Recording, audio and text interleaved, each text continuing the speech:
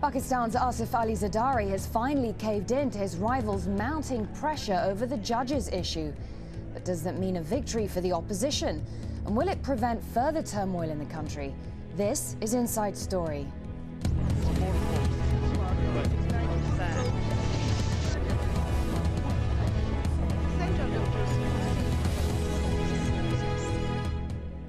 Welcome to the show. I'm Mariam Namazi. Former Chief Justice of Pakistan Iftikhar Mohammad Chowdhury and other deposed judges are about to get their jobs back. In a surprise move, President Asif Ali Zardari gave in to the demand after days of protest marches led by opposition leader Nawaz Sharif. Zaina Khoda reports on why the reinstating of the judges is such a controversial issue for Pakistan. No one here could hide their excitement. Supporters of the opposition and the lawyers' movement say the rule of law has prevailed. They gathered outside the home of Iftikhar Chowdhury, the former Supreme Court Chief Justice, minutes after it was announced he would be reinstated, a main demand of the opposition that led them to call off the Long March protest. On behalf of the President of Pakistan and myself, I announce the restoration of all deposed judges to their positions, including Iftikhar Mohammad Chowdhury. On March the 21st, upon retirement of Justice Abdul Hamid Dogar, Chief Justice Iftikhar Mohammad Chowdhury will assume office of the Chief Justice. Notification of this is being issued right now.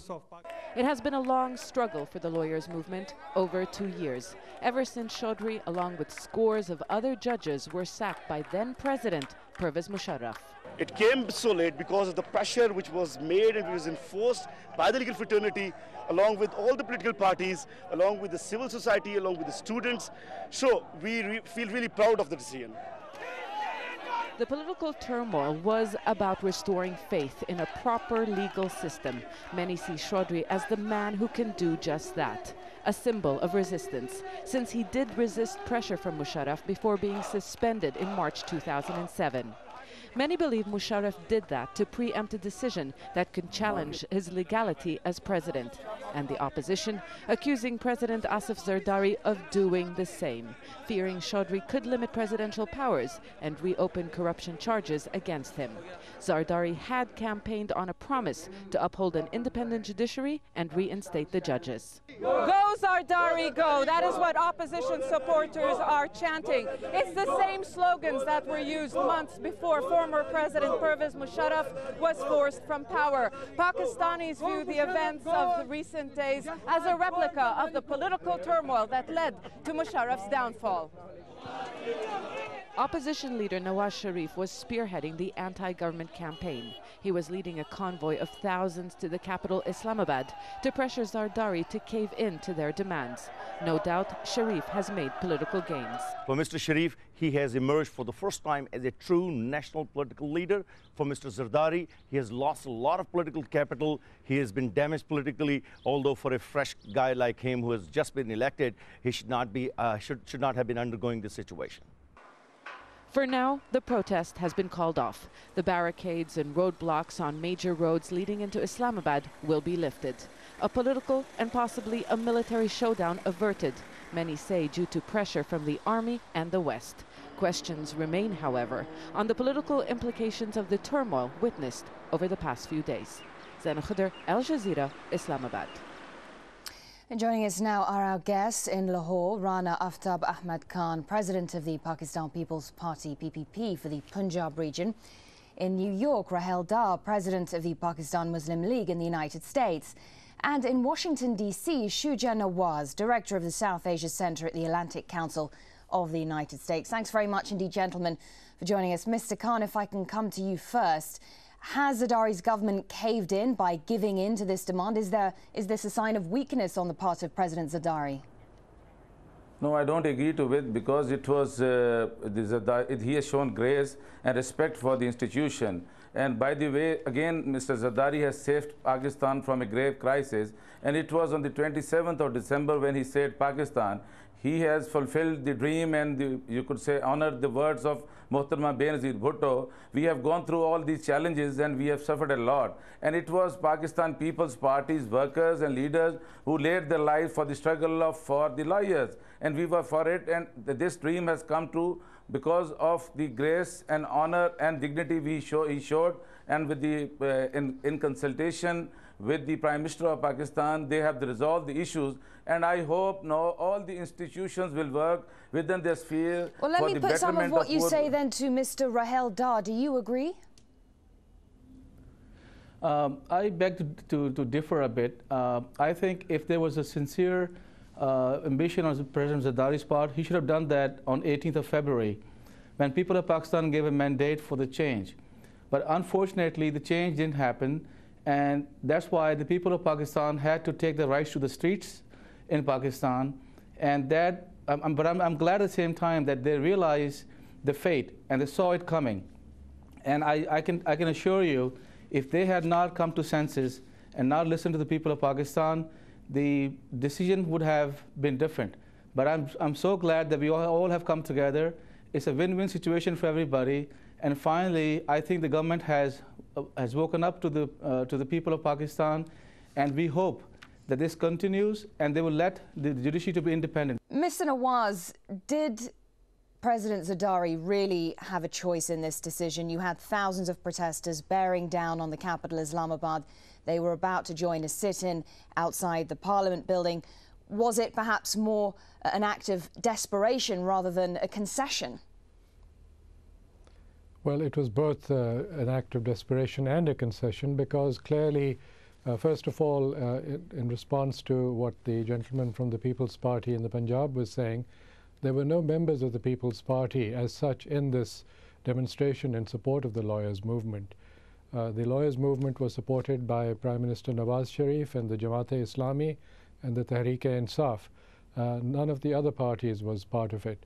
So President Zardari clearly felt that he was losing ground, particularly in the Punjab, where even the senior police officers and the Assistant Attorney General had resigned in protest. So he had no choice, plus he was under great pressure from the United States as well as from the Army Chief to resolve this matter, but he's done it in a very clever way, and I think the political implications of that are likely to last for a while, which may not be such smooth sailing in the weeks ahead. Mr. Khan, why didn't President Zardari keep his promise to reinstate the Chief Justice? Because if he had done that, then perhaps these protests wouldn't have happened. Well, I think he has finally done it, and we should appreciate what he has done it for the sake of the country. And Mr. Shuja was saying that it is the pressure of Punjab. We must also realize the feelings of the other provinces also. It was People's Party's workers who initiated the Chief Justice movement, and none of the others laid their lives for that. Even one of our Central Executive Committee member is even now without his legs. There was a bomb attack on the People's Party camp, and it is wrong to say that People's Party has not contributed to this.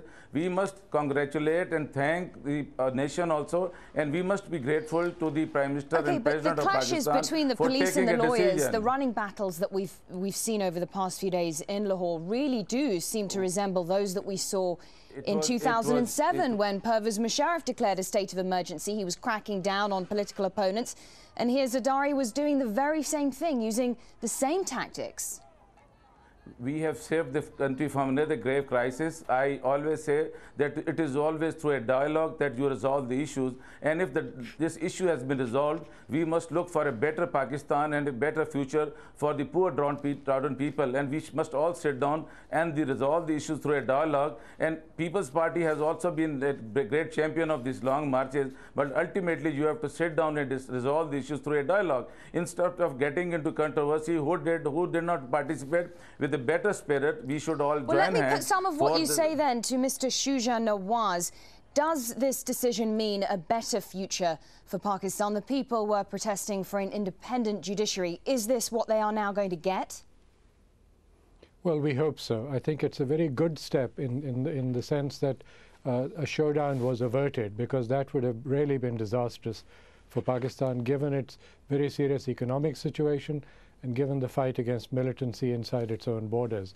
There was a huge distraction for the government as it was trying to cope with the Long March and its after effects, particularly in the critical province of Punjab. And you can't forget that it is the economic center of Pakistan in many ways, as well as the political center because of its large population. So it's a good step. I think there's still many more steps to go. There's a question of whether many of the powers of the presidency that General Musharraf had acquired, taken away from Parliament and the Prime Minister, will revert back to the Prime Minister and Parliament. Well, let me put that point then. Let me put that point to Mr. Khan. There are still some very divisive issues that remain between Zardari and Sharif. Is President Zardari willing to give the power back to the people to change the constitutional amendments made by former President Pervez Musharraf that empowered the president?